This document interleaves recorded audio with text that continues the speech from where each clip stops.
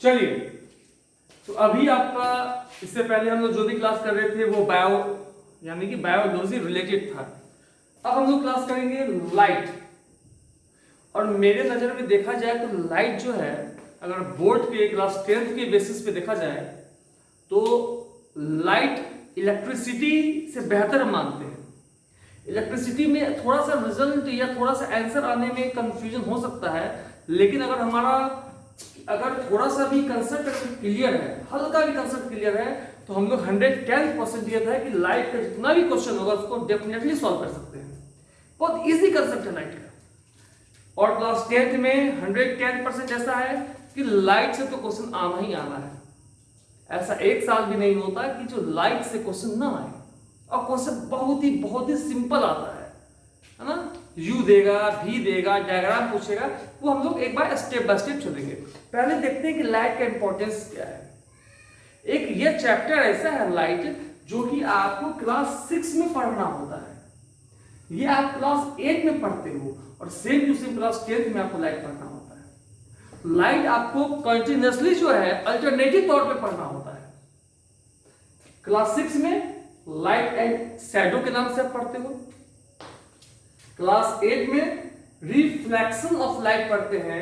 वही class 10th में हम लोग रिफ्लेक्शन ऑफ लाइट, क्योंकि क्लास 10th में 3 चैप्टर है लाइट का। अगर क्लास 10th में देखा जाए तो ऑलमोस्ट मेरे अंदाज से 6 चैप्टर है, और 6 या 7 चैप्टर, और इस 6 और 7 चैप्टर में 3 चैप्टर अकेला लाइट कवर करता है। और तारीफ की बात है कि वह चैप्टर कवर करता है कि जो कि हम प्रीवियसली पढ़ चुके हैं। क्या क्या चैप्टर आता है वहां पे? पहला जो आपका चैप्टर लाइट का हम कर रहे हैं, लाइट का जो पहला चैप्टर है वो रिफ्लेक्शन ऑफ लाइट, जो कि एज इट इज एग्जैक्ट वही है जो क्लास 8 में हम लोग पढ़ रहे होते हैं। एग्जैक्ट जो क्लास 8 में पढ़ते हैं वही आप क्लास 10th में पढ़ा, उससे 1 दशमलव भी आगे नहीं पढ़ना। मेन कहा जाए तो अगर क्लास 10th में जो भी कुछ आप पढ़ते हो वो क्लास 8 से कम ही पढ़ते हो। तो पहला कौन सा है? रिफ्लेक्शन ऑफ लाइट, जो कि क्लास 8 में पढ़ेंगे, तो फिर यहाँ पे हम उसको डिस्कस नहीं करेंगे। आप कोई भी बुक का कोई भी क्वेश्चन बना के देखना क्लास 10th लेवल का, तो रिफ्लेक्शन ऑफ लाइट का क्वेश्चन आपका बन जाएगा।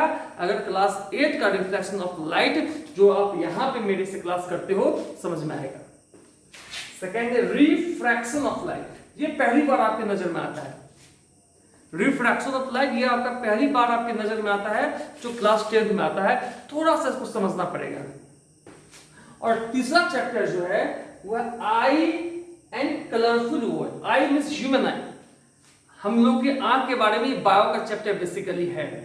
हम लोग अपने आंख के बारे में पढ़ते हैं और उस आंख से क्या क्या प्रोसेस होता है, कैसे हम लोग रेनबो इंद्रधनुष देखते हैं, स्टार ट्विंकल कर रहा है कैसे देखते हैं, आसमान नीला है वो देखते हैं। तो ये सब जो हमको, तो क्लास 10th में बेसिकली हम 3 चैप्टर पढ़ते हैं। अभी हम देखते हैं कि इस चैप्टर के अंदर क्या क्या हम लोग पढ़ाई करते हैं।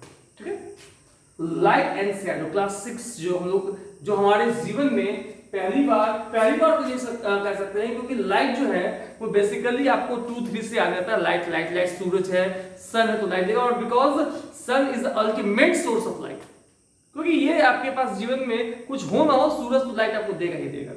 बल्ब है, ट्यूब है ना, मोबाइल है, टॉर्च है, कैंडल है, ये कभी ना कभी काम करना बंद कर सकता है, लेकिन जब तक हम लोग हैं तब तक जो है वो आपको सन जो है वो लाइट दे रहा है। तो सूरज जो है आपके पास कंटिन्यूसली लाइट दे रहा है। तो लाइट एंड शैडो, रोशनी और परछाई, इसके बारे में हम लोग यहाँ पे डिस्कस करते हैं। तो क्लास 6 में बेसिकली हम लोग 8 और 10 में प्रवेश कर जाते हैं, घुस जाते हैं। लाइट का हम ये नहीं करें कि स्टार्टिंग ही हो रहा है, स्टार्टिंग बचपन से हो रहा है। यहाँ पे हम लोग 10th की ओर चले जाते हैं। क्या आ रहा है? Difference between light and sound. हम थोड़ा सा साउंड को यहाँ पे जिक्र कर लिए, क्योंकि आपको साउंड जो है आपको प्रीवियस जो इसके जो नेक्स्ट क्लास है वहां पे आपको प्रीवियस का मतलब आपको 9 में भी साउंड पढ़ना पड़ रहा है। 9 में आप जब जाओगे तो साउंड पढ़ना पड़ेगा, और जब 10th के पास भी करोगे तो साउंड पढ़ना पड़ेगा। तो पहले हमको यह मालूम होना चाहिए कि लाइट और साउंड में बेसिक डिफरेंस क्या है। और एक हद तक लाइट साउंड को टैली करता है। जो लाइट कर रहा है बहुत हद तक साउंड भी वही काम करता है। इसको हम लोग अभी इसमें जो डिफरेंस पढ़ेंगे तो थोड़ा सा आपको यहाँ पे क्लियर होगा। बाकी जो बेसिक चीज है वो जब हम लोग 9 का जब वीडियो बनाएंगे साउंड का तो वहां पे क्लियर होगा। फिर कुछ क्लास 6 में थोड़ा सा आपको टच किया गया है, क्योंकि आप 5 से आते हो तो कुछ नॉलेज कम होता है, तो उतना ज्यादा हार्ड नहीं जा सकते हैं, तो कुछ कुछ टर्म से आपको अवगत या कुछ टर्म से आपको परिचय यहाँ पे दिया गया है। क्या है? Natural and artificial source. Light जो है वो कैसे मिलता है? Natural source, artificial source. Luminous, non luminous क्या होता है? इनकैंडिसेंट, कोल्ड सोर्स क्या होता है? ऑप्टिकल मीडियम किसको कहते हैं? परछाई कैसे बनता है?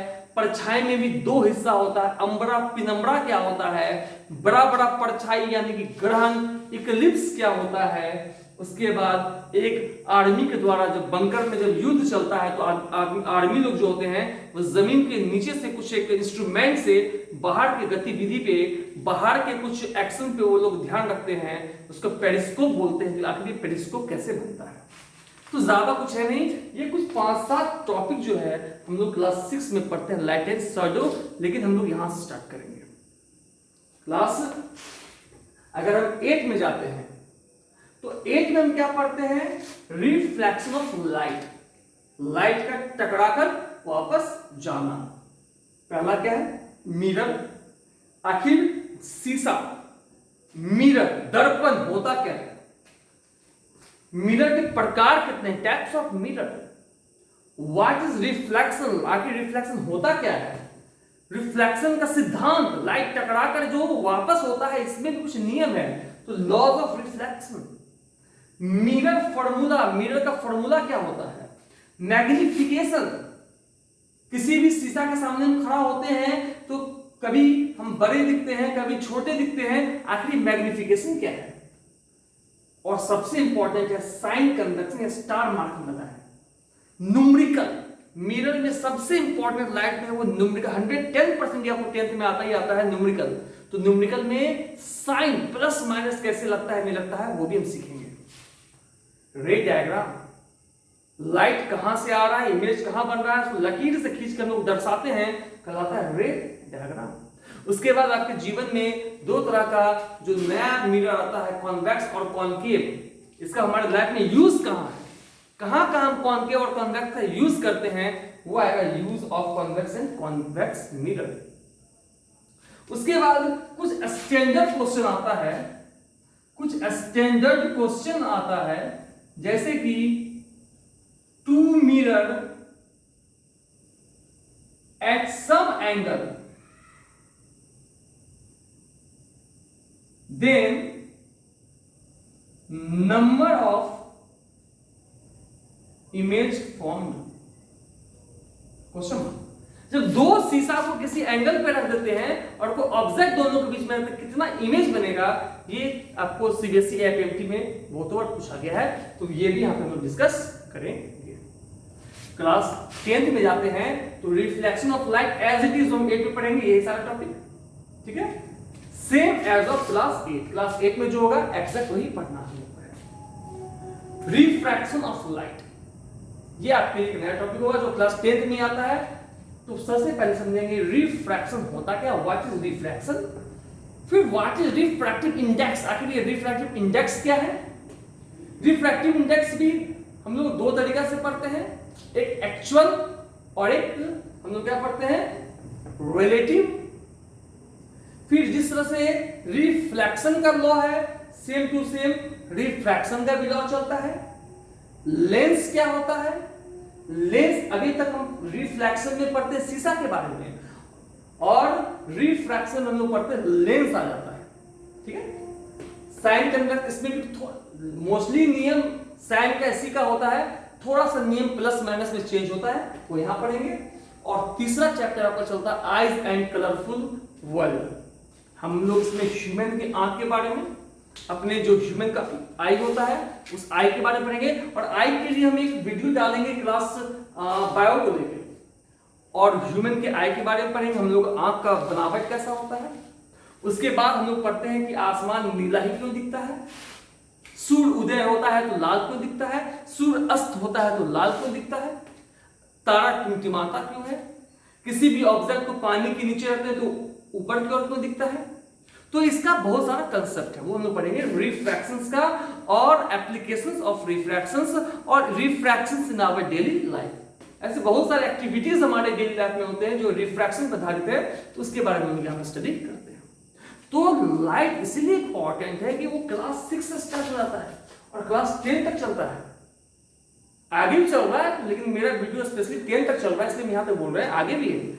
और 10th में तो क्वेश्चन आना ही आना है, 110% यहाँ से क्वेश्चन आना है, और इसमें 0 नंबर आने का तो चांस ही नहीं बनता, फुल में फुल नंबर आएगा।